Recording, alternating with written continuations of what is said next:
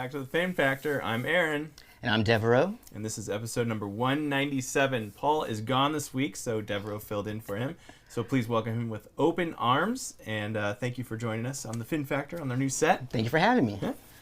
We'll get right into this episode, if you will. So, Sharks, we're not going to go through too much of these games because some of them are pretty bad, but they went into Toronto after playing Toronto at home. Went to Toronto and did not fare so well, losing 7-1 in this game. It was pretty ugly. They pretty much got outplayed, out-hustled, and dominated at the national level here. Did you get to watch any of this game at all? Only the highlights. Yeah. Yeah. It was basically Toronto highlights. Yeah, 1 minute, that was enough. I got the gist of what happened. Yeah. Nothing more to see. Yeah, it's too bad. Toronto, usually when the Sharks go into Toronto, Montreal, they do that whole gauntlet in that northeast corner. A lot of people have a lot of family and friends, and a lot of them are buying up a lot of seats and have it. And they usually play better in front of their family and friends, but this one, not so much. It was too much for them. Yeah, a bit much. Kaapo Kähkönen, I believe, got pulled in this game. He's been playing pretty well as late, but this game was just not his cup of tea, and Blackwood came in and did a little better, but not much. I mean, it's kind of hard when you're giving up that many goals and the team is just not playing in front of you. Well, yeah, at that point, I mean, it's a lot to expect. You're just coming in. It was already off the track by then. Yeah. Let's take some comments here. We had a really good comment here. Peter St. John. Also, thank you, Peter St. John, for the $10. You actually gave it to us before we went on the air. But he has a friend that is a math person here. And I'm going to read through this because it's kind of long. But let's see where it starts here. We got... where is it? Did it go? Oh, no. Oh, no. I got it on you. You got it? All right. We're currently on pace to get 0.512 points per game. If the season ended up that way, we would post the third worst points per game Sharks season ever. Only the 2 Calais Palace days or years would be worse. Season 1 was pretty close to our current mark at 0.487 points per game. Fortunately, we are probably safe from equaling the historically bad Season 2 at 0.285 points per game. That's brutal. That 95-96 season isn't looking all that bad now, and the single Al Sims season is blowing the current team away with their 0.756 points per game finish. That Al Sims year was pretty bad. I remember that. That's when I was really becoming a Sharks fan. The 93-94 season, when they first made the playoffs, they had Igor Larionov, Sergei Makarov, Sandis Ozil, and all these guys that, as Urbe, can't forget Urbe. Artis Urbe. The Sharks just squeaked into playoffs that year. They had, I think, close to a losing record, if not a losing record, if I remember correctly. Wow. And they just get in the playoffs, and they upset the Detroit Red Wings in 7 games. We had the great Jamie Baker was on our show a couple years ago, which I'll mention him again later. You should go back and check out that interview of ours that we had with him here in this, not this exact set, because this is brand new, but a lot of the same pieces from this set. The same vicinity. Yeah, we're using that. He was sitting right where you are right now, actually. It's pretty amazing. You're sitting in a royalty area. First Paul, then Jimmy Baker, now me. Yeah, perfect. Can't get any better than that. Anyway, I'm going off on a tangent here, but that was when I really became a fan, I think, because the Cow Palace days, I mean, I was only, how old were we then? 91, 92? I was not even 10. I was like 9 years old. San Francisco seemed so far away from San Jose that the Cow Palace might as well have been another state. Yeah. So I went to one game as a kid, but once it came into San Jose, it was the first and only professional team in San Jose, really. Yeah.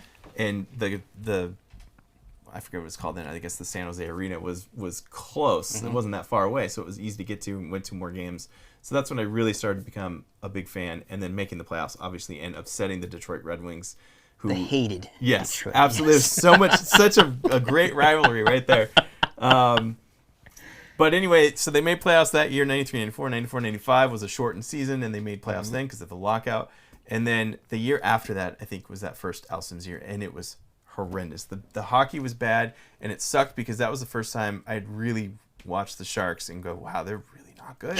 This is hard. And this is rivaling that. Now, this team is, they're young. There's a lot of injuries. We kind of knew that going into the season. I honestly didn't think they would be this bad. I thought they would have been a little bit better. However, I did think that Couture was going to be playing at this point. And we're past the halfway point of the season, and he still hasn't suited up for a game yet. I also didn't anticipate them, being world beaters, President's Cup, anything like that. But I did think with the mix of the young and the veterans that the team would perform better. Yeah. And they just haven't. Something, right? Something better than this. Or even just show some fight or some signs of life here in some of these games. Granted, you're not going to win on skill. You're only going to win on hard work because the team is just not skilled enough, especially when you have, Couture is their number 2 center behind Hurdle. He hasn't played a game yet, so it's tough. It's hard to fill that void. It's not like you can just find a player on free agency and plug it in right there. They've looked. Yeah, they have. They have. Or even pulling up a young guy who's not quite ready, like Will Smith is still not signed with the Sharks because he's still playing at Boston. But you just don't have that person there yet. It's coming, just not yet. And that's what the Sharks have asked their fans to do, which be patient. Yeah. Be patient. We're working on it. We're working on it. Trust the process. Exactly. We're working on it. Right. We're working on it. Things are in motion. You don't see all the progress we're making behind the scenes. We just hope to see it on the ice, and we haven't. But that was only one game. We can get to the next game. Right. Yes. Yeah, we'll go to the next game. So that was the... Oh, and I got a tweet here from Darren Stevens. Now, if you don't follow Darren Stevens on... I'm going to keep calling it Twitter because I just refuse to call it X. You should follow Darren Stevens if you're a Sharks fan because he gives out some great tidbits and great little fun facts here in perfect tweet form. So Darren Stevens' tweet here is Sharks were outshot 16-5, shot attempts 34-11 in favor of the Leafs, held tough for 16-plus minutes, then allowed goals less than a minute apart for an NHL high 11th time this season. Now, I took that tweet because watching a lot of games this season, I felt like the Sharks were always giving up multiple goals at a time. So they get a goal scored on them. That next shift should always be a tougher shift, and you fighting to get a goal back. And they seem to be scored on again on the shift right after a goal, and it's devastating to a team when your team is not scoring goals. This team is the least amount of goals scored in the NHL. They just don't have the firepower, and you give up 2 within, let's say, a minute and a half, 2 shifts. It's brutal. It's backbreaking. It's like trying to climb a mountain and then an Everest, man. It just keeps getting harder and harder. You just, oh, wow, we have to climb that now? Nope. It does seem like you were saying, it does seem like they would give up goals in bunches, where it'd just be like, here's one, another one's definitely going to come. They're going to give up a second one. And we haven't really seen that fight back, like you were saying, that shift in terms of, okay, we really have to buckle down now. We're up against it. We can't let in another one. And then it's going to be able to always let in another one. Yeah. Always. It's brutal. It's just, it's devastating as a fan to kind of watch, too, because it's just like, they score a goal against the Sharks, and you're like, okay, the next shift, you're Maybe. expecting another one, yes. Right? Like, you're just like, okay, the floodgates are just opening now. Like Blackwood or Kakinen, you're like, oh, they're actually playing really well. They're making some really good saves. They're keeping the Sharks in it. They have a chance in this game. And then floodgates open. It's like, oh, this is... And a lot of the times, these goals are not the goalie's fault either. It's I agree. The overall team defense are just letting them down. And they're almost like tapping goals or just goals that they just don't have a chance on. Giving up those little pockets of space where you would think someone should be there. If the opponent's there, I think someone should be marking him. Yeah. Wide open. As Drew Amenda likes to say, head on a swivel. Yes. You got to keep your head on a swivel and looking around, not watching the puck, but watching the player and man marking, essentially. But just real fast. Yeah. So the Sharks are leading the league in something, you're saying? Yeah, they're leading the league in a lot of things they don't want to be leading in. Yes. That's one of them. I have another Darren Stevens tweet later that's going to be not as good. Or not as bad. I don't know. However you look at it. Not as positive? The Sharks are tanking very well this season, and Celebrini is looking like, I don't want to say a slam dunk. It's a 25% slam dunk, which is not very high. Are we getting to this now? Do you want to do? Are we doing this now? No, we'll get to it. We'll get to it. Okay. Let's just move on because they did snap the 13. Was it 13 or 12? I forget what it is. 12. Their 12-game losing streak. They go into Montreal and they beat Montreal. Now this game was hilarious because in the standings, Montreal has as many regulation wins as the Sharks after the Sharks beat them. 8. Wow. 8 regulation wins. It's not much. However, Montreal, I'm going to pull up the standings here, have 20 more points than the Sharks do in the standings. because they go to overtime and they go to possible? Yeah, they that doesn't get even seem possible. the loser point. The loser point is why it's possible. There you go. So let me go back to where is their regulation's been. Oh, it's now 9, so they have one more because they won tonight. Up to date. So 9-8 regulation wins. It's also 9 is Chicago. How much Chicago and Columbus have, to put into perspective how bad Montreal's doing. But they have 14, so they have an additional 5 overtime wins. Okay. Then they have another 4 shootout wins. They're 4-4 in the shootout. So they go to overtime a lot. All the time. A lot.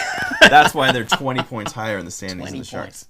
But if you think about regulation wins, and this is what I want to change, and I talked about this with Paul, and I talked about on the show a lot, changing more of a soccer format. 3 points for a regulation win, 2 points for a shootout or overtime win, and then the loser, we keep the loser point. So the shootout loss or overtime loss is still 1 point. So every game has 3 points. Always. Yes. Always. Keep it consistent. There's 3 points. Consistent. Yes. So 3 points are up for grabs every night. I think that would make it even more exciting when it comes down the line of teams trying to make the playoffs. They're a bubble team, right? Okay. And they're trying to make the playoffs. They got to go for those 3 points. All the time. They need to win in regulation. All the so time. they're going to, maybe even in a tie game, pull their goalie. Go for that extra. Yes. Exactly. That extra to point. get that extra point in regulation. It would be exciting. Anyway, let's look at some comments here. Hi, everyone, from Debbie Smith. Hello, Debbie. And she said, I'm so young. Shh, that's great. Thank you. I appreciate that. Grandizer says, welcome, Devereaux. Welcome to the show. Thank you. And Peter St. John, exactly, boys. That's typically what NHL teams do. After they give up a goal, the other team pushes back. Even if they don't score, it creates pressure. And that's what the Sharks are not doing after they get scored on. The other team comes back and scores on them again. I don't know if you know this, but Debbie has I don't know if it's a bet, an agreement. A wager? An agreement. If the Sharks go on a... Debbie, you're going to have to remind me here. I can't remember what it is. 3-game win streak? She's going to make cookies for us on the show. For us? Yes, here. Okay. She's going to plop them right down in the middle. Okay, just making sure that since Yes. I'm here now, I can partake of these cookies. Yes. Not today. No, not Right. today. No, I'm just kidding. But anyway, she'll remind me what it is again. Or if they go on a 15-game losing streak. I can't remember. Because then you're going to need... Well, they were at 12 games the other day. It was close. We were like, oh my gosh, how many? 15? Yeah. Okay. So I was saying that the Sharks, there will be a 3-game winning streak at some point this season. When? I think when Couture comes back, before the trade deadline, so before they start getting rid of players, Okay. Couture's going to be coming back hopefully this week, maybe next week. It's Okay. hopeful. He went on the road trip with them, but they just announced that there's 2 more games on the road trip that he won't be playing in them. So he went on the road trip in the hopes that he would be ready, but they didn't get enough practice in for him Okay. to feel comfortable going yet. So they're holding off. So it's possible that next week in their homestand that he could be playing. Okay. We'll see. Okay. But having him back, a couple other players, it's possible the Sharks could get a little streak going here. 3 wins. Do you think they could string 3 wins together? And I'll be generous. I'll include overtime. Oh, okay. I don't want to. I hate shootouts. Shootout wins are so dumb. I'm not going to count shootout wins. Okay. Overtime only. What was the Sharks' record with those shootouts? 0-3. I don't like them either. I don't like those either. Yep. Now, are you saying 3 wins for their next 3 games? No. Okay. No. At At any some point. between now and the end of the season, You know there will what? be a 3-game win I think streak. there will. I think there will be. They've got to catch something, right? Something. A puck has to bounce in. There's a win. Exactly. A puck doesn't go in. That's another win. It's funny you should say that. The puck luck, PDO is a stat that they use. It's kind of a puck luck in a way. So you have the mean of the league and goals for expected. Yeah. And whatever. And so the Sharks are so far down, their goals expected are higher than what they're actually scoring, which means their luck is kind of terrible. So it should bounce back because it's essentially it's a mathematic way of looking at luck in a way, puck luck, if you will. And they're so bad that it's supposed to eventually even out. Like you should get closer to the mean, not be so far from it. That makes sense. They can't keep this historic run, right? Right? Okay. 3 Maybe. wins. 3 wins. Maybe. It's happening. 3 wins in a row is happening. Because math told us so. Grandizer, when is Sturm due back? Sturm is another one coming back as a big, he was the 4th-line center, sometimes 3rd-line center, depending on other injuries, but he solidified that team, and he's a guy that works his tail off on every shift. He's one of those guys. So Matt Benning was another one that Benning. Greer went out and got. He's just, they announced last week he's out for the season with hip surgery. So he'll be back for the start of next season, but he's gone. Okay. So Matt Benning, Sturm, and there's another guy that was out there. I would say Cunnin, but I don't think that's right because he came for a trade. But regardless, this guy works his tail off every shift, and it's something that the other Sharks players will see. And when you're playing a game like that and you see someone working their butt off, that makes you want to work harder. When you see someone else slacking, and even if the coach doesn't catch it and it gets let go, right? The players know. They'll know. And the coach doesn't kind of clamp down on it because they can't watch everything, right? Every single player on the ice at all times. It seeps in to everyone else's play. When you see everyone else working hard, you're going to work hard. Higher accountability. Exactly. It takes care of itself in a way, right? The players govern themselves for the most part. Sturm coming back will be huge, and I believe he's coming back also in the next week or two because he had, I think it was wrist surgery, and he takes a lot of face-offs. He was good in the face-off circle, so I think he was getting whacked too much on his wrist. Yeah, and it was a nagging injury that eventually he couldn't keep playing, and they said, you know what, this season's done. Get the surgery, get it done, get healthy. Don't come back until you're fully healthy. Same with Couture. Don't come back until you're fully healthy. There's no reason to rush. So he's another guy that's going to be coming back. So imagine having Couture and Sturm join the lineup, and centers help the team defense a lot. When you have two NHL caliber centers coming back and not relying on a rookie or someone that's playing higher in the lineup than they should, things should get better. That's what I'm saying. The Sharks are going to get better. There is help on the way. It's coming. But, not to like make playoffs, but not be historically abysmal. Yes, worse than the Cow Palace days. I can't imagine ever going back to that. It doesn't even seem possible. But here we are. Here we are. I never thought that would be possible. I never thought I'd be on this show talking about this stuff. When we started the show, they were going to the conference finals, beating Vegas in 7 games, and getting Erik Karlsson and being excited about it. Just EK65. Oh man, just crazy. Anyway, on to Ottawa. It'll get better. On to Ottawa, yes. Not right now, but okay, go ahead. Leaving Montreal on a high note because they won and they whatever. They take that going to Ottawa. I thought they started off bad, but then they came back and they stormed back, and it was a back and forth game. They ended up tying the game up with 3 minutes and 4 seconds left. So now you're thinking, okay, they got momentum. Here we go. Zadina ties it. What happens? Well, what we see happen with the Sharks quite frequently. Score a goal, don't capitalize on the momentum, get lax, and they lose in heartbreaking fashion with like 3 seconds left. Technically 4.1. 4.1? Yes.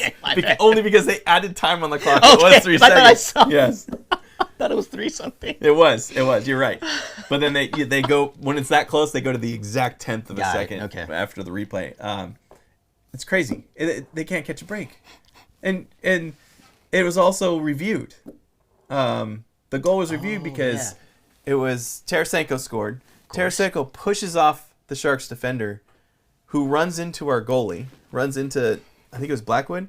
Yes. Kind of takes him out of position. So and the rebound goes wide right open. to Tarasenko, wide open.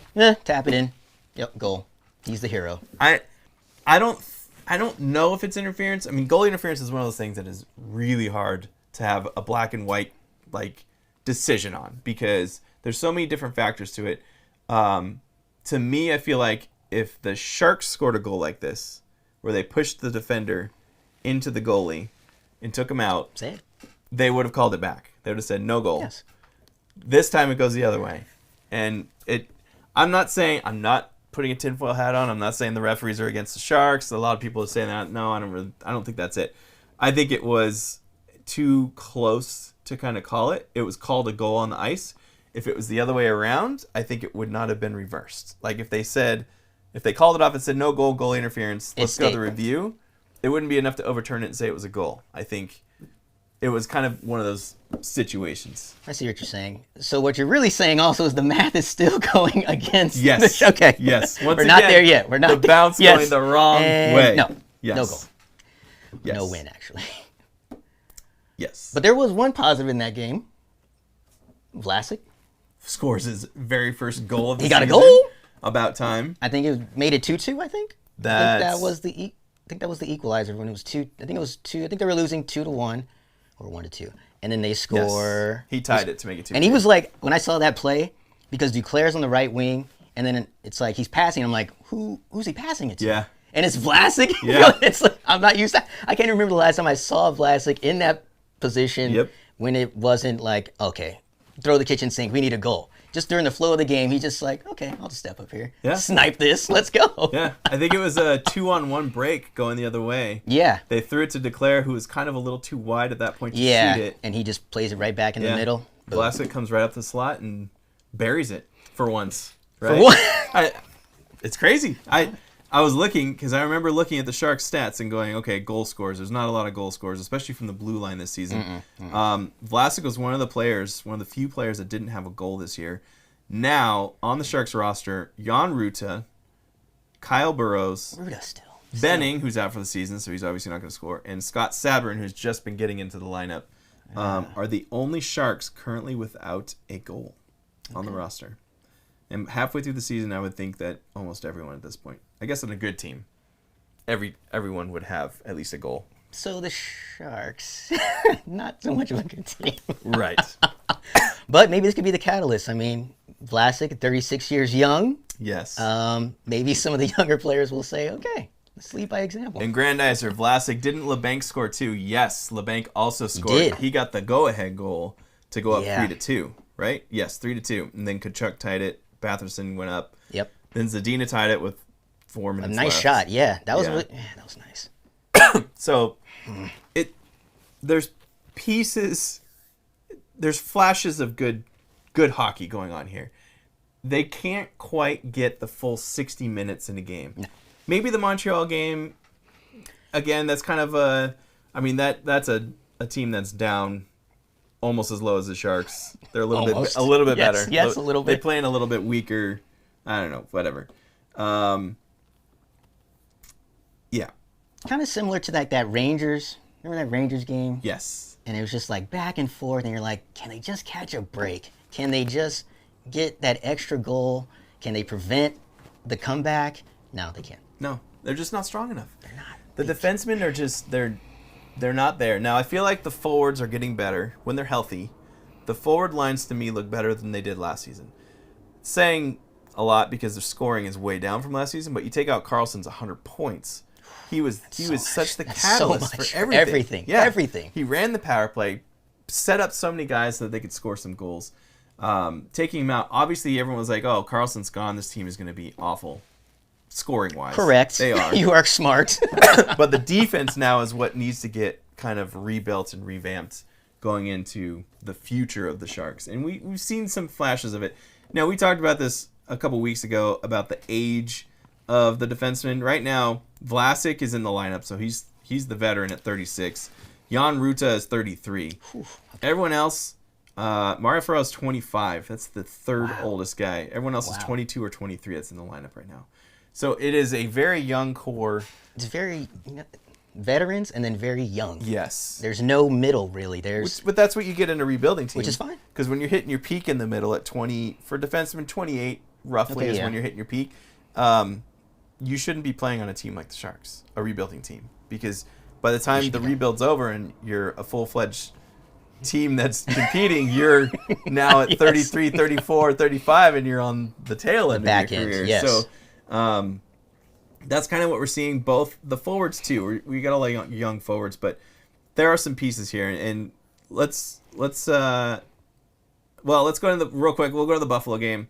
So the Ottawa game's heartbreaker. I thought for sure they're gonna at least go into overtime, get a point, maybe even score in overtime. Who knows? Get a win and string 2 wins together. And then I go, yes! Now they're going into Buffalo. I'm gonna get me some cookies. Finally, to get me some cookies.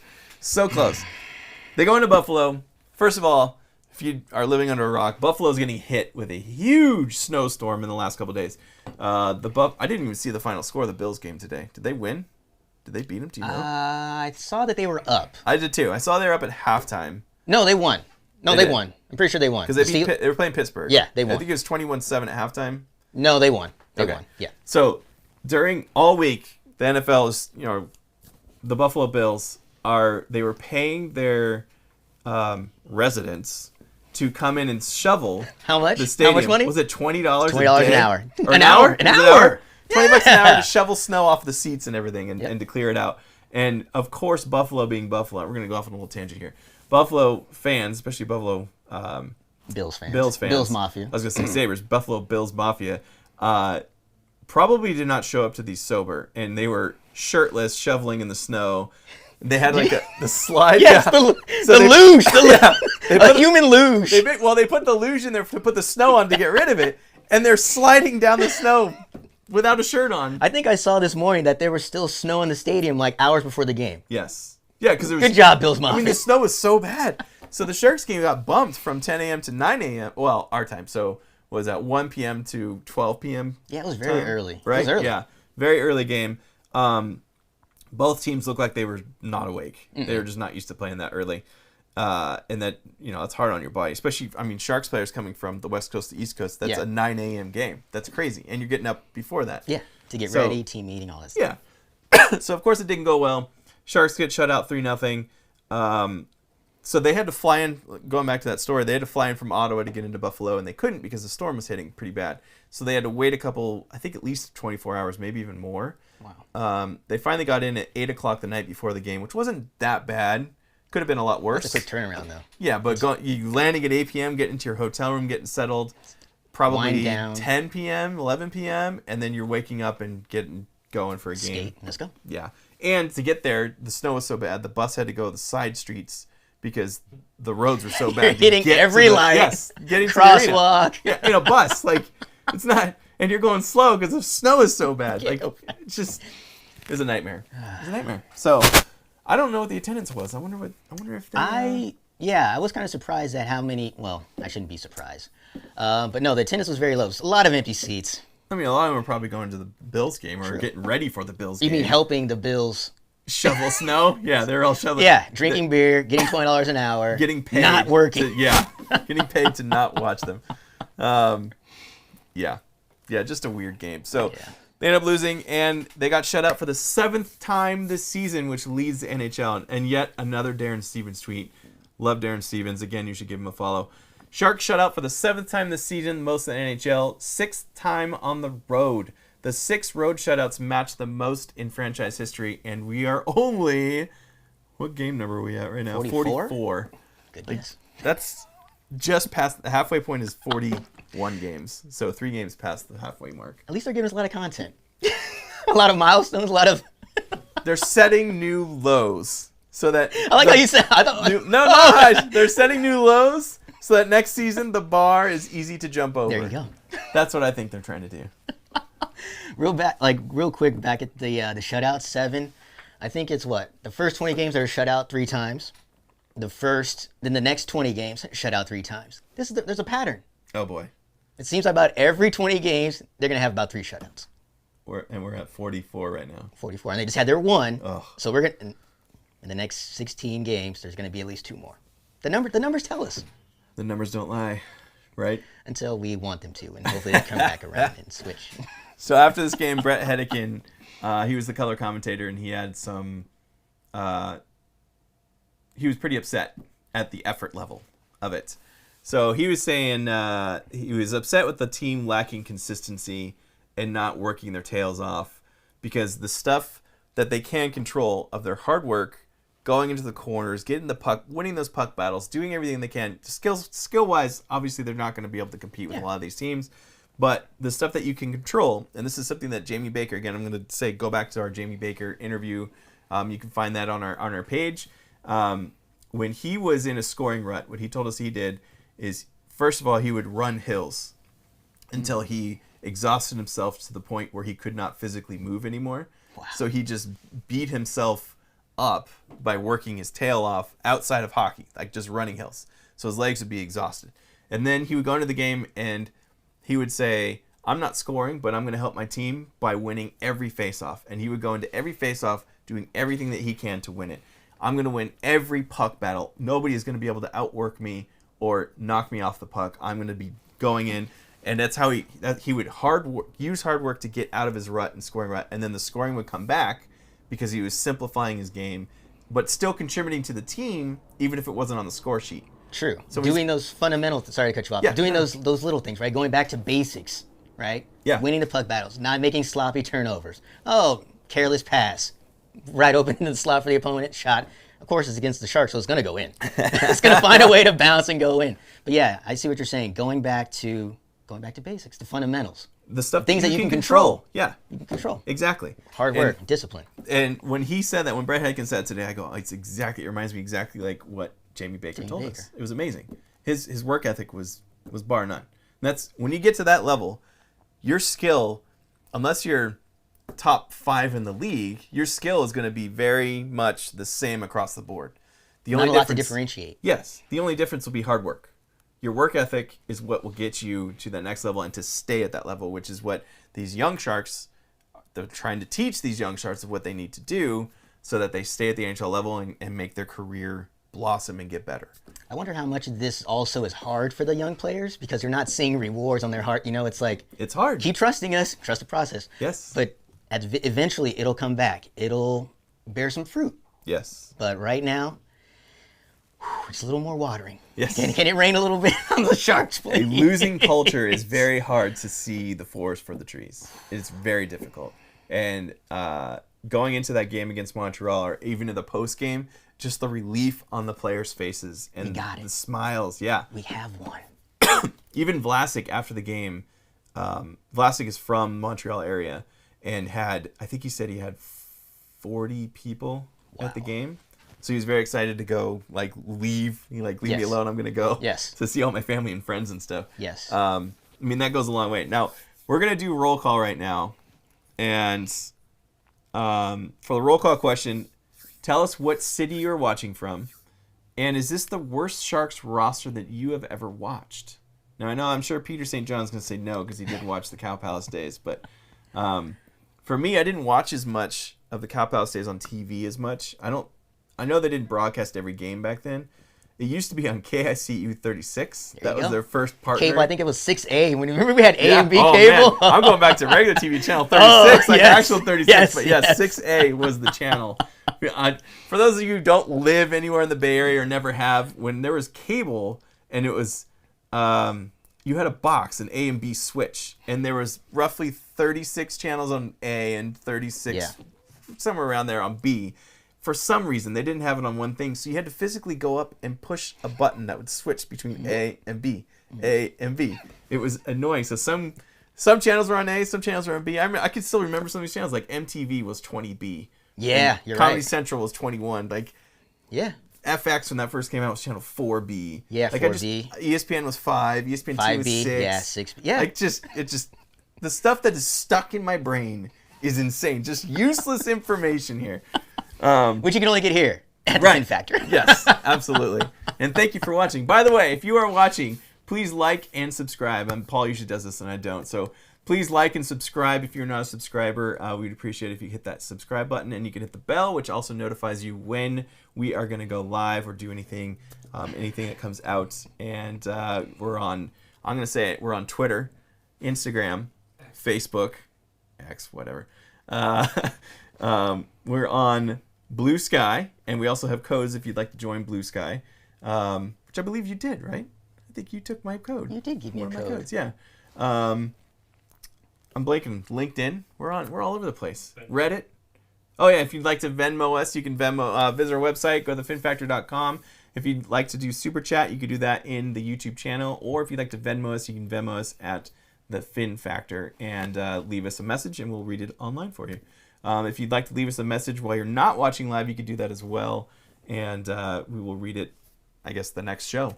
So, so we got some, I think we had some people up here telling us where they're watching from. So, Peter St. John, Fresno. Actually, Aaron, I never saw them at the Cow Palace. I started watching them in the Tank first season. However, I still think the Al Sims year was the worst I saw.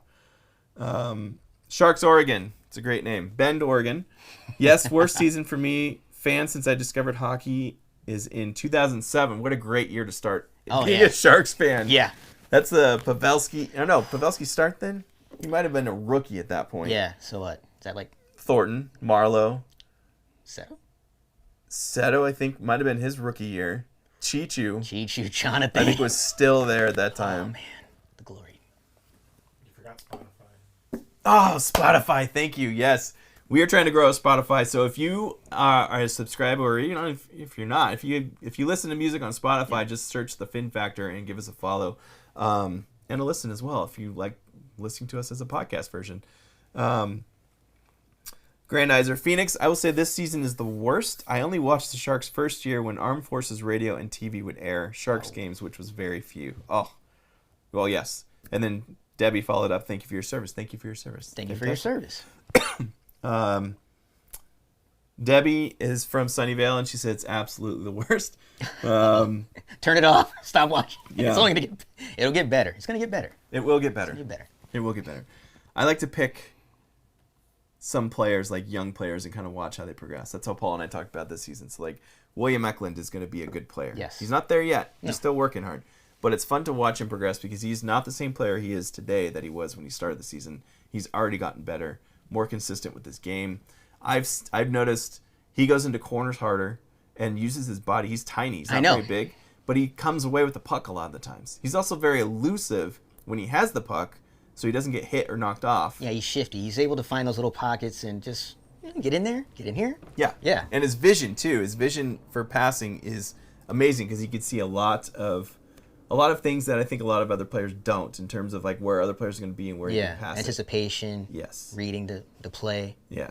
Finding those little crevices. So he's exciting to watch, and there's going to be some other young guys that are going to be coming up here.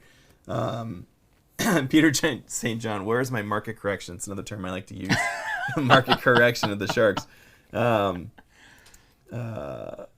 Grandizer again. It's funny in that the Sharks' first 3 years when I was overseas, there was a lot of Sharks gear in the PX, which is the U.S. military store. Exchange. When the Sharks first came on, that jersey was like the hottest jersey in all of sports, not just NHL. It was great. Yeah.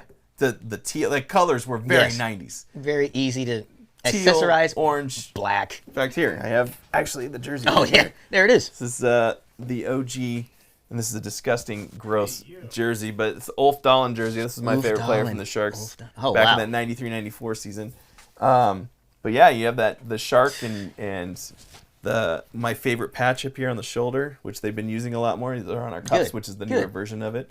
But yeah, these were like the hottest item that anyone could find and wear, and so it exploded. I think that helped the team get a ton of, I don't want to say bandwagon fans, but the fact that they were able to go in the playoffs their third year and beat Detroit, who was the President's Trophy winning team, and beating them in 7 games, that always helps grow your fan base outside of the San Jose area. So amazing that he was able to see that overseas. So are you saying that if the Sharks had chosen maybe purple or a marigold, it might not have worked as well? Probably not. No. Yeah.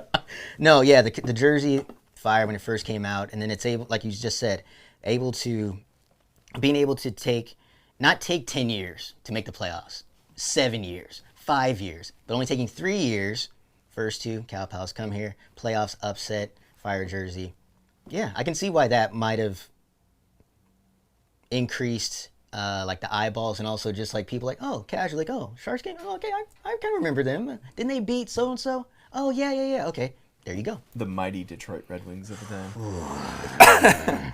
They also, the second round, they played the Toronto Maple Leafs because they were considered in the West. I know, back in the day. Detroit, I remember. Detroit's still considered, or was considered in the West. In the West, as well. and they finally kicked him out. Crazy. Yeah.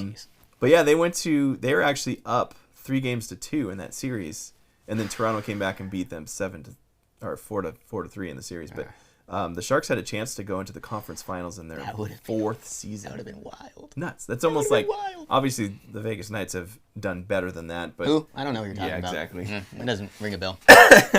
I'm kind of glad to see Seattle not have as much success as Vegas, because that would be really annoying. That would be too much to take. And it makes me hate Seattle less.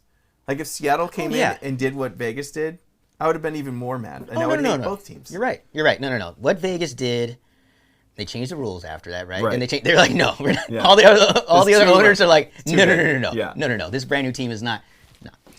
No, Seattle not having the same success right out the gate definitely. I don't hate them. Yeah. I don't hate them. And I like the colors because they're very similar to the Sharks' colors. Yes. I don't know if you noticed that. I did kind of notice that. Also, they have Marshawn Lynch as a partial owner, I think. Kind of like a very minimal owner. Can't but go wrong. He's awesome, man. He is a very legend, and he's hilarious in interviews. Anything he does, must watch. You got to watch it. Yeah. So I like Seattle. I've actually never been to Seattle. Me either. Yeah, I'd like to.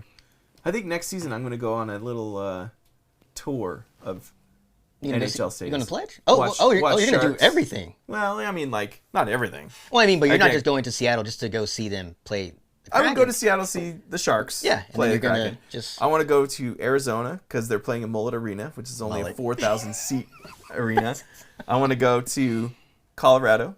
Yeah, I'd like to go to Anaheim, LA, like pretty much all Vegas. Have you done Vancouver already? Did you already go up? Never been to Vancouver. Well, you're right there in Seattle. Well, I might as well, right? Yeah, it's right there. Assuming if they play back-to-back in Seattle and Vancouver, I'll do it. I think it'd be fun. Okay. Not this season. No.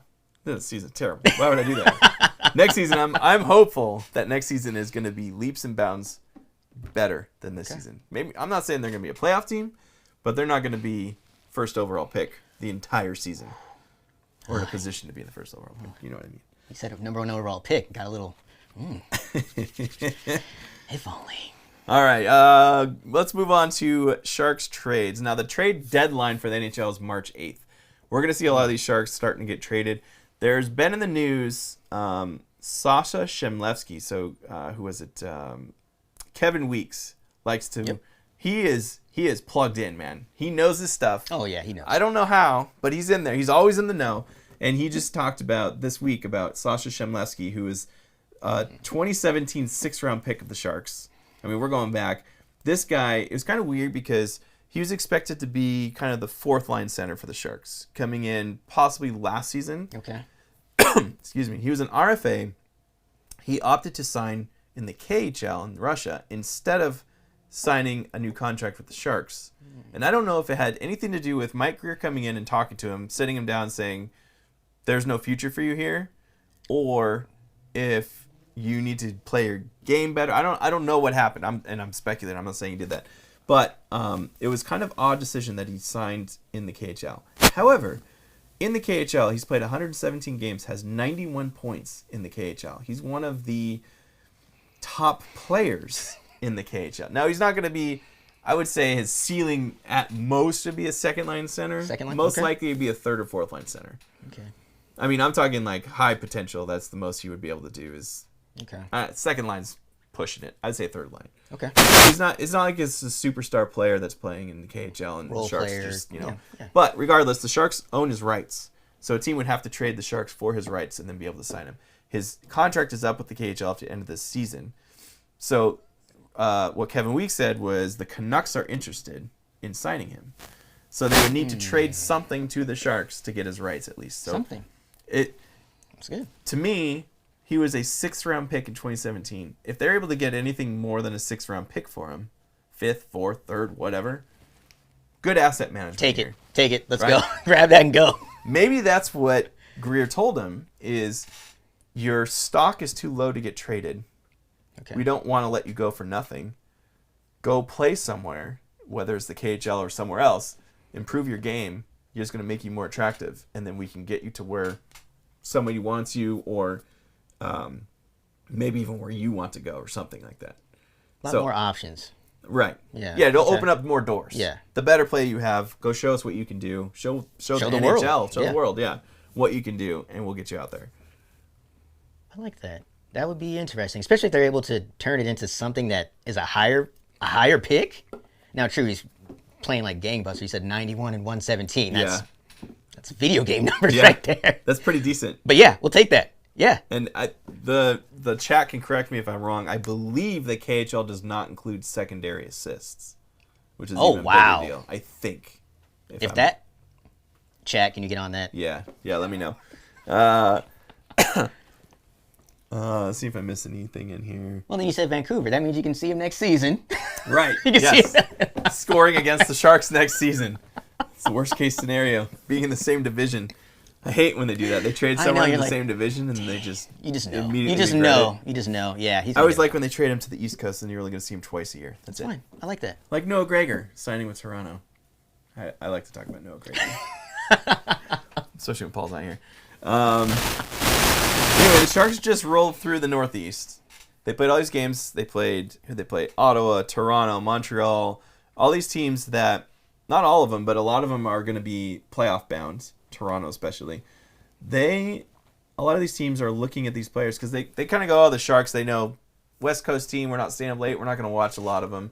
Now they get to see them firsthand in the East Coast. Some of these players are not that bad on a bad sinking team. They're going to say, wow, this player, like Mario Ferraro, for instance, right? Looks pretty good. Let's go get him. Let's trade for him. So I think a lot of the Sharks players here are going to be in the spotlight, if you will, because they just went through the Northeast. Now all eyes on not just media, but like, teams, GMs, and everything. Yes. And what's interesting, I think Mike Greer was on this trip. So I think he was on the trip with the team, probably meeting with a bunch of other GMs in person because they're all so close in that Northeast corner. Probably also visiting family because I believe he's from Boston area, maybe, if I remember correctly. Chat. Yeah. But I wouldn't be surprised if we start seeing, before the March 8th deadline, some trades coming through. So I'm talking February. I mean, there's also the All-Star game in there, so we're going to have a break. I don't think anyone will get traded during the All-Star break. I think there might even be a freeze during then. I could also be wrong. You can correct me, chat, if I'm wrong. But, the All-Star game, I think, is the beginning of February, that first weekend. I wouldn't be surprised if after that weekend, after the All-Star game, between the All-Star game and the deadline, we're going to see some movement here. Yeah. So a lot of these Sharks players are going to be probably out the door. Now I'm going to go through these free agents, upcoming free agents. Let's do it. Kevin LeBanc. I don't know if he's tradable. He just scored, didn't he? Yeah, but he's making 4.7. His effort level's not there. He's too good to be... He's not a hard worker that you'd put on the fourth line, so he can't be a grinder. No. He's more suited for maybe on a good team, third line winger, and probably second power play unit. Okay, still. Not quite first, I think second. But at 4.7, that's a little high for that type player. For the return you're getting. Right. But at the same time, he is a UFA, so he's a rental. His cap hit's going to be coming down because it's closer towards the end of the season, and it's scaled. Yeah, in a way. scaled down. Prorated. Closer you get. Mike Hoffman's another one. I feel like Hoffman and LeBanc are almost the same type of player. Hoffman's more of a scorer, LeBanc's more of a playmaker, but they both don't have that effort level. They don't have the attention to detail. They are more offensive orientated, minded.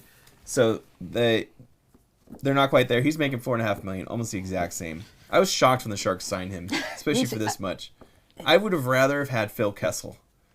Yes, that much. Yes, that would have. Because at least we could do hot dog jokes. I mean,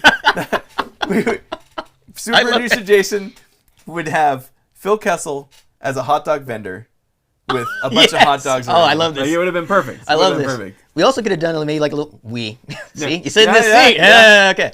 Maybe a mashup with Phil Kessel, Joey Chestnut. Oh, hot there you dog. go. San Jose It writes. native. I mean, Yeah. it writes itself. Man, I didn't even think of that. Brilliance. I'm trying. You're hired. Okay. Anthony Duclair is another one. He's making $3 million.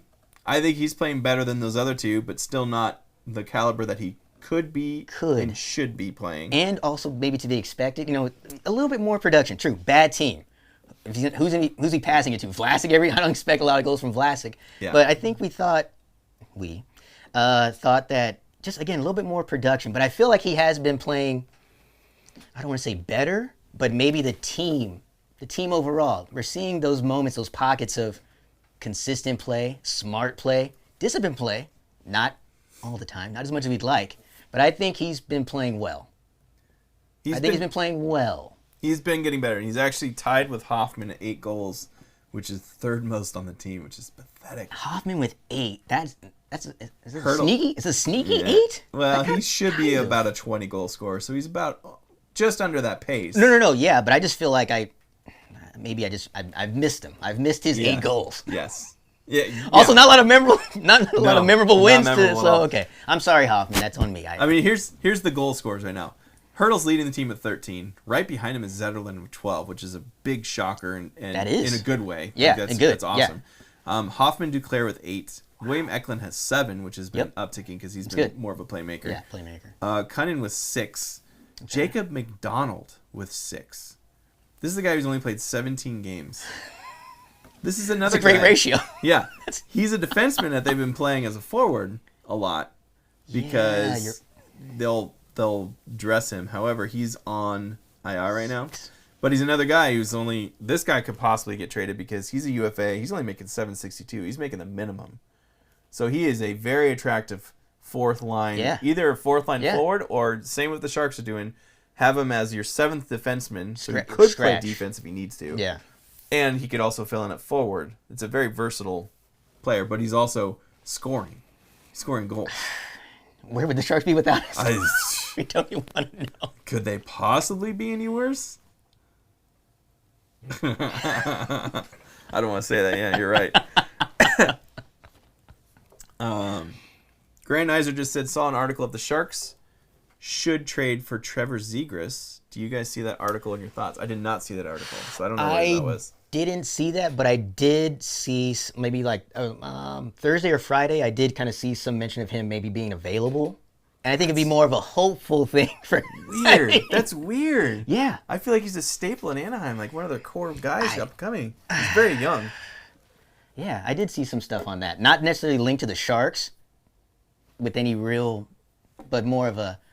Man, that would be great. Of course, it would be great. I wouldn't say no to that, but I don't know what the price would be either. That would be the problem. Yeah, like how much would they have to trade? And you're trading with a rival in your division. Anaheim is a team that's also rebuilding, and somehow they have good players.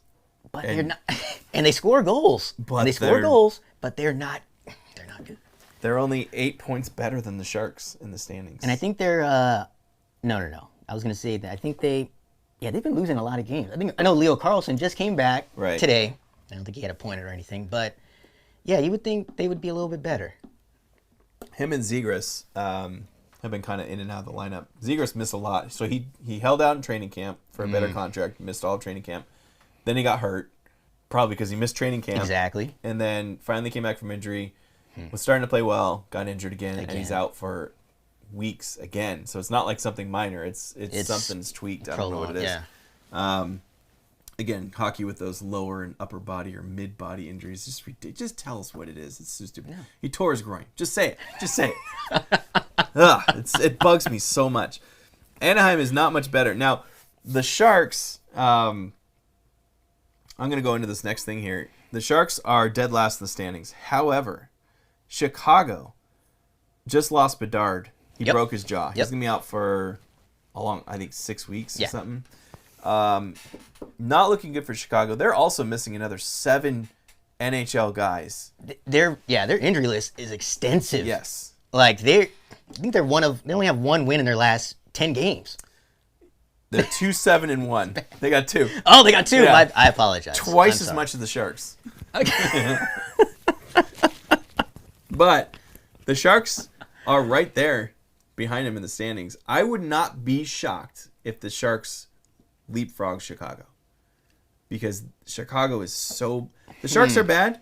Chicago is not much better. And you take out Bedard, their catalyst, their scorer, right? The one person guy. Yeah. The only reason they're selling tickets, that's rough, man. Those tickets are going to be really cheap right now in Chicago. Cheaper than San Jose Sharks tickets. Maybe you should do your trip now and fly. Yeah. Maybe see a rare win in Chicago. Oh, but you won't see Bedard, so never mind. Never mind. They're actually playing in Chicago tomorrow night.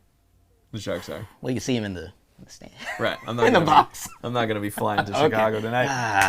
Damn. It's also freezing cold in Chicago right now. I think I saw last night it was frozen, like right? negative. It said it feels like -31. Yeah. What are you Did you see the river?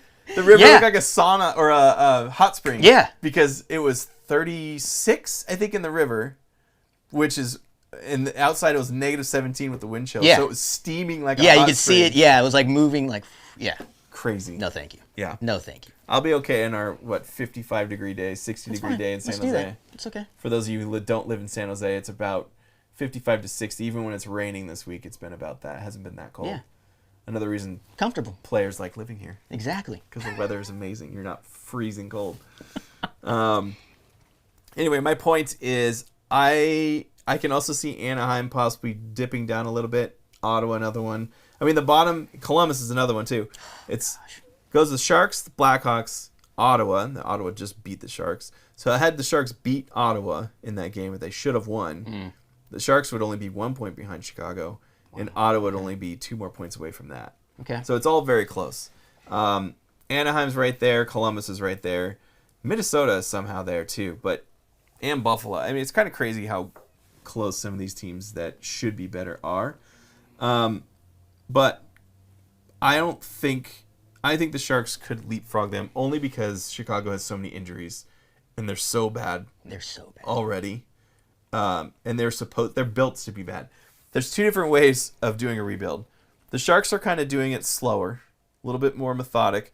I think they had bigger contracts that they couldn't get rid of, so Burns was one.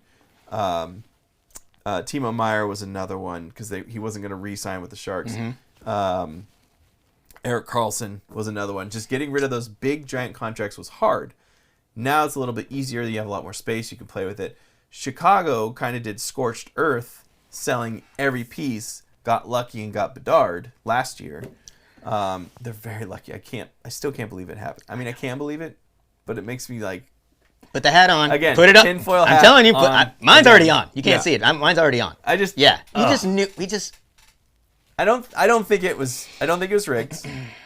You got to believe the system, because if you didn't, it would be completely broken down. True.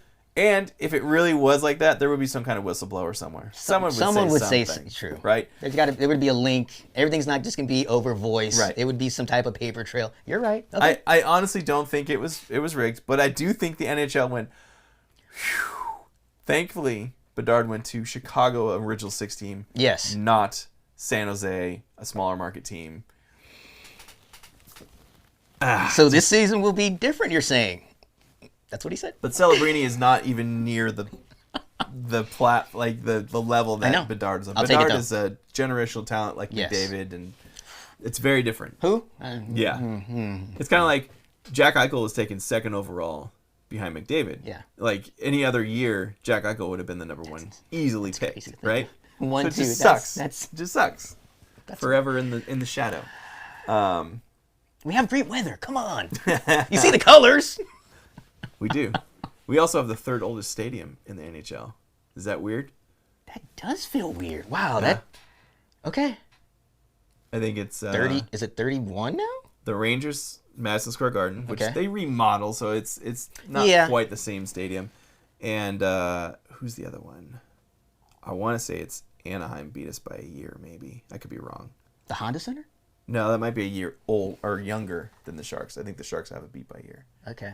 I forget what the Wow, other that's one is. that old? Yeah. Okay. Because everyone else built it in the last 20 True. years, 15 years. Everyone else took their winnings and their Yes. money Yes. and built new stadiums as they're hanging certain banners. Yep. Soon. Hopefully. Yeah. Peter St. John, I'm very bitter about Chicago's luck, as am I. But they also had Corey Perry. I'm not going to talk about Corey Perry. Yeah, you're right. I like that. Other than he is a free agent and can sign anywhere, and yet has not. Tells you everything you need to know. Yeah. All right. What else are we talking about here? So I still don't think it's a slam dunk that the Sharks are gonna have the first overall pick. I think they'll have a top 3. I'll be happy with the top 3. I mean, there's a chance that they could be going into the lottery in the worst position and not winning the lottery. Tell us in the chat, do you think that's going to happen? Do you think the Sharks are going to go into the lottery first overall and lose it in the lottery and someone else will get Celebrini? Okay, what do you think is worse? Finishing outside the top 3 again, Right. like they did last year, Yep. or Well, I guess being one and not getting it, obviously, right? Right. Losing the lottery as the first. As the first, too. Yeah. Yeah. Okay. And the Sharks have never had the first overall pick in their history.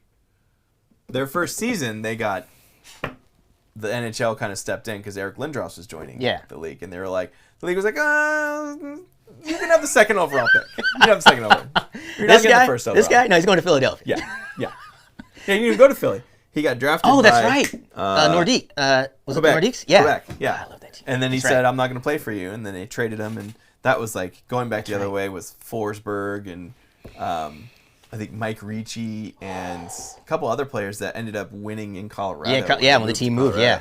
So there was a lot of staples. I mean, granted, those guys were like prospects at the time; they weren't in the NHL Sure, yet. how would you know? But still, like the great Forsberg being traded for Eric Lindros. It's crazy. It's amazing. The history is amazing. The NHL history is amazing.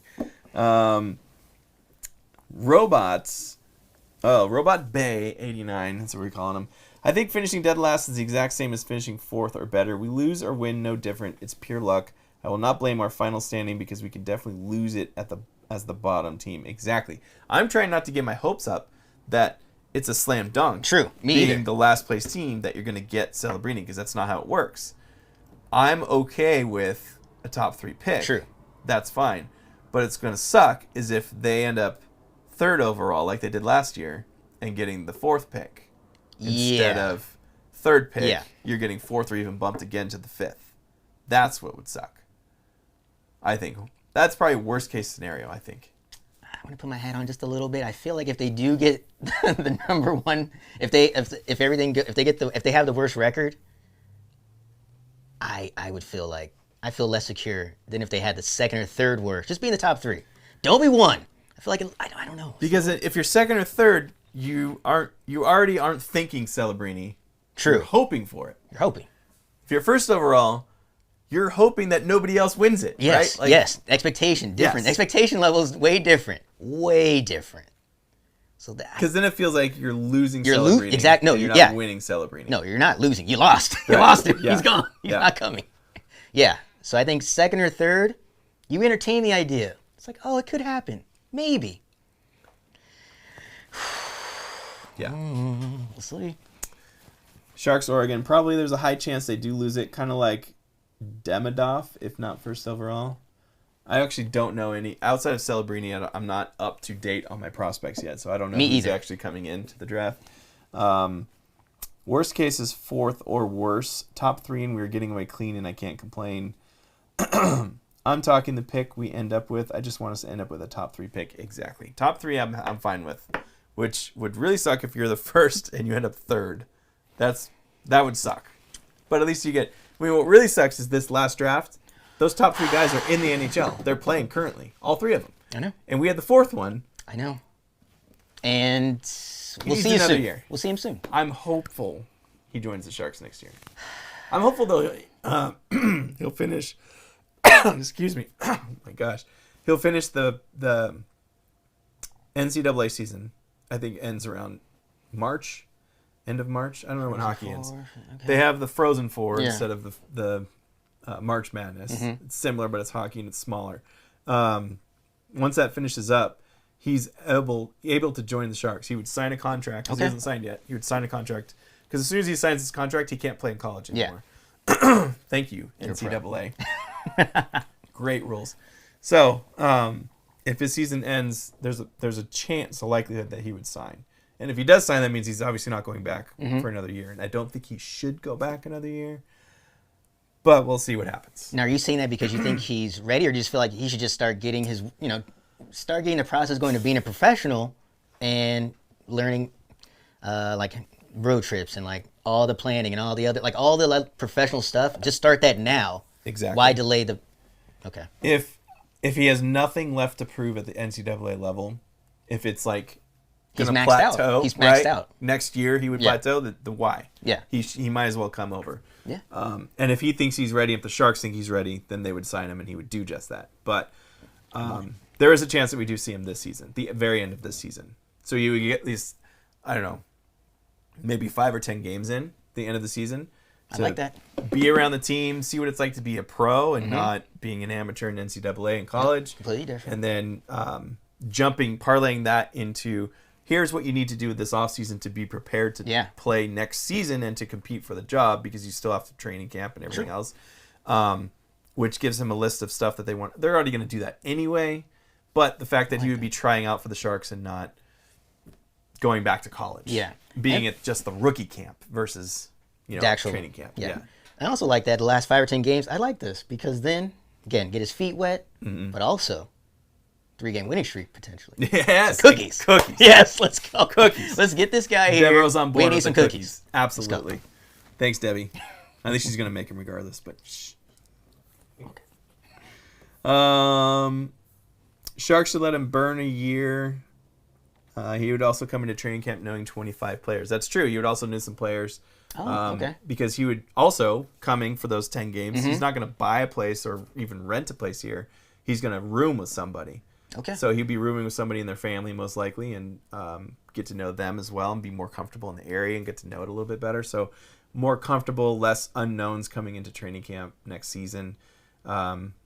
Just feeling a part of the team, right? And being welcomed. Now, this is obviously going to be after the trade deadline. So would they put him with someone like a couture? Like someone who's would he be with a vet? Yes. Okay. Usually someone who's more established. Maybe not Couture because his wife just had a kid. Okay. So most likely not. Probably maybe Tomas Hertl. Hertl, okay. Or let's see who else is on this list that's not getting traded. Maybe Vlasic. Who knows? I don't think he's going to get traded. Okay. Maybe if Mackenzie Blackwood's still around. So we got 3 potential beds for this guy. Yeah. Nico Sturr. Maybe Couture takes him in. Who knows? Okay. Somebody will be there. Someone will take him in. Are they going to make this guy couch surf? Yes. He's going to couch surf. Or he lives with some of the younger guys that are probably renting an apartment. A lot of them live in Santana Row up in those, I forget what those apartments are called, but in that area. Hotel Valencia's right there. Yeah. Right. Yeah. So you might be around that area. All right, upcoming games this week. There are 3 games. I'm not sure if our show is going to be Monday night. Maybe it is because I believe there is a Sharks game on Monday night. So we might be pushing our next show to Tuesday. But tomorrow they're playing in Chicago. This is going to be a battle for the bottom. If the Sharks beat them, which they should, in my opinion. They should be able to. This should be a win. Yes. It kind of sucks they don't get to play against Bedard. Because I want to see... Just see it. I don't get to watch him much. I would like to watch Bedard. Yeah. I haven't been able to watch outside of highlights and stuff. That's it. All you get, but you don't get the full 60 of his movement and his tracking back and all the little things. Every shift, apparently, something's going to happen, right? And it's exciting. You're on the edge of your seat, going to see what this kid can do. So we won't get any of that. But I'm hopeful for a win here. I think this is probably the best chance that they're going to have. Although they do play Saturday against Anaheim as well. You can be hopeful for that. Yeah. I'm not hopeful for that one. Yeah. I think the best chance for the Sharks is the Chicago game. And then we'll see with the Anaheim game. And then if you want to talk about the... And then they're playing LA Kings on Monday. Yeah, that. At least it's not back-to-back. They're not playing Saturday, Sunday. They get a little bit of rest. A little bit of a break. And they're not traveling far. That's a bus ride away. Yeah, that's not bad. Actually, I'm sorry. They're home against Anaheim. So Saturday's here against Anaheim. Then they travel to LA to play LA. Oh, okay. You're right. Okay. Chicago it is. Yeah, Chicago. So, how many points? Out of a possible 6 points this week, are you expecting 2? 2 out of Chicago? I'll go 2. I kind of want to go 3. Yeah? I kind of want to go 3. You think they can take it to Anaheim and go to overtime? Yeah, that's what I was thinking. I think the Kings is that. I think that's a 0. I think potentially 1 for Anaheim, 2 for Chicago, 3. If it works out that way, then it's one of these. Yes. You got the points early, and then just. It's nice to go into a show after a win because everyone's more positive. Yes. Your short-term memory, right? Yeah. You remember the last game. I don't think they're going to beat the Kings. I do think they should beat Chicago. I'm going to say they're going to beat Anaheim. Okay. They're going to go on a 2-game win streak, and then they're going to lose. In regulation? They're beating them in regulation? Yes. Okay. Yes. I think it's going to happen. Probably not. But I'm hopeful that it's going to happen because I'm forever the optimist. I'm going to say win in Chicago, come home. They're finally home after a long road trip, playing Anaheim. I think Couture comes back against Anaheim on Saturday. Game winner? Week. And he's the game. I don't think he's going to produce right away, but just having him in the lineup and his hard work and In the locker room. face-offs in the locker room, All the things. everything, all the things. I think he's going to help kind of, I don't want to say turn this team around. That's not quite right, but get them kind of on the better track and playing better. Okay. So, yeah. And then the Kings. And I don't know if he's coming back. I'm assuming he's going to come back. You heard it here first. If he's targeting a game, I think it would be that Saturday, assuming he's ready. Home, too. At home, yeah. Okay. That's my guess. We'll see. Well, they've already played them twice so far, right? Ooh, Anaheim? No, Anaheim. And I think they lost 1-4 first game, second game 1-5. So you're really going out on a limb. You heard it here. You see this guy? He is a forever optimist. Forever optimist. It's going to happen. Okay. It's going to happen. 2-game win streak. We're going streaking. We're going streaking. Maybe go to... Maybe. Great reference. Great reference. I don't know if we're going to have time. Right. And one last thing here. The Sharks Pride game, I think we're still selling tickets. Do you know how many tickets are... Almost sold out. Oh, it is sold out? Almost. Almost sold out. Okay. The game is on Saturday, January 27th. It's a 1 p.m. game against the Buffalo Sabres. So a little rematch here. There is a pregame from, was it 11 to 12:30? It's in the morning at the AC Hotel in downtown San Jose. This is right across the street from the Comerica Bank. Other side of 87 from the arena. Yep. So it's on your walk-in on Santa Clara Street. There's a pregame drag show, a DJ, and special guests. Do you know who the special guests are? Is that? Tell you. Oh, you can't tell me. All right. It'll I'm be talking special. to super producer Jason here. You could park at San Pedro Square and walk to the hotel and then head to SAP for the 1 p.m. game. The theme night is a reversible Sharks Pride bucket hat and staying after the game. So if you buy the tickets through here, you get to stay after the game to get an on-ice photo. And we're almost sold out, so you need to order now. The tickets range from $33 for the upper bowl in section 224, 225. Super producer Jason's in 225. To $73 in section 126. And a portion of each ticket purchased through this link will benefit the Silicon Valley Pride. And the link, for those on the podcast, is sjsharks.com/svpride, sjsharks. And we'll have that in the link. We'll have it down below in the info below the YouTube video. So I will be at the game. I'm in section 222, I think. I'm directly behind the goal. Jason is in 225. And if you're going to go, let me know and we'll meet up and take a picture. I think I'm going to be taking my son because it's a 1 p.m. game. Okay. So, and if not, then we're getting a babysitter and I'll bring my wife. We'll see. Okay. I don't know. Or I'll bring someone else. Who knows? It'll be last minute. Either way, a wants to picture go? will be able to be taken with Aaron and a Yes. guest to be announced. Yes. I have a feeling it'll be my son. So I'll have him take our picture and it'll be you like go. looking up like. I was going to say, he's like, huh? Anyway, are you going to be going to any games soon? I didn't know about this game, but now I'm thinking about it. It's on the Excellent. schedule now. Yeah. Okay. And it's an afternoon game. It's weird. It's really weird when you go to a game and you leave and it's still daylight after That's being gotta, in the arena. that's got to be. I've like- never been to a day game before. It's like going to a movie, a matinee, right? Yeah. And you're expecting dark and you come out and you're like, oh, it's so Yep, I bright. can't- What the heck? yeah. It's like that. But they're fun. They're fun. A little bit more, I would say, family oriented Okay, I was because going of to the say time. a little bit more. More kids there. Yeah, not as. Rowdy. Yeah, like it was a little more. Again, it's like going to a matinee. It's like going to the movies like at 1 o'clock. Yes. You know, you're not going to see a lot of. Yes, Yes. I got you. Yes. Okay. A little more family friendly. I like that. It'll be fun. So if you're going to the game, let us know, and we'll see you there. But please like, subscribe, ring the bell, follow us on our social medias. We got, you can go to our website, thefinfactor.com. Devereaux is showing off his lovely hat that we have in our store. You can also take your toaster and get a sticker. Here's our stickers, and you can slap that bad boy. If I can even, I can't see where the line is. Here we go. We rehearsed this. We did rehearse this, and I'm failing miserably. We're going to take this, and we're going to just, bam. You now have a Fin Factor Boom. toaster. Get your own toaster. I didn't even put that on straight, did I? That looks terrible. That's close enough. Anyway, new Fin Factor toaster for the set. There you go. You can do it too. Join the Fin Factor, or go to thefinfactor.com, and you can purchase stickers, shirts, hats, polos, water bottles, Fanny packs, which might be sold out. Who knows? I feel like they're always sold out. Yeah, everyone. Yeah, it's very popular. Paul bought them all. Paul did buy them all. Yeah, he Wears bought them all at those road once? trips, yeah, Cargo shorts. No, He it's was just my like, fanny pack. yeah, exactly. There you go. Do you have anything else that you would like to add? I appreciate you allowing me to fill in. Paul, thank you. Jamie Baker, thank you as well. Super producer Jason, thank you as well. Thank you those of you in the chat and watching at home.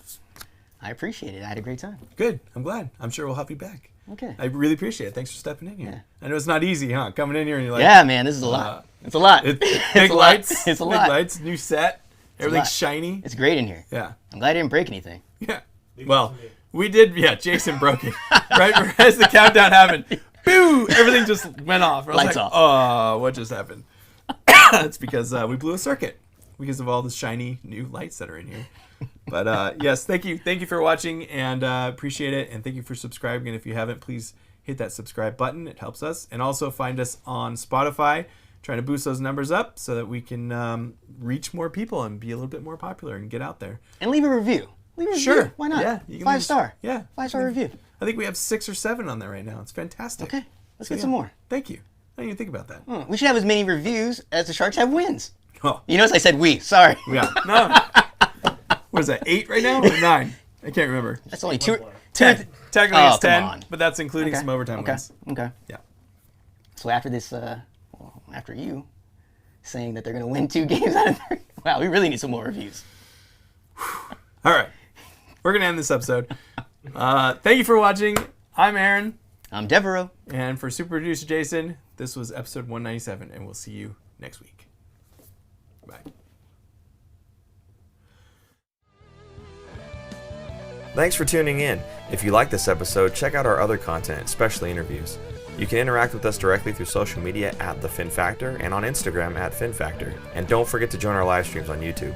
Visit our website at thefinfactor.com, where you'll find all of our episodes as videos or podcasts. You'll also find our exclusive merchandise to help support our show.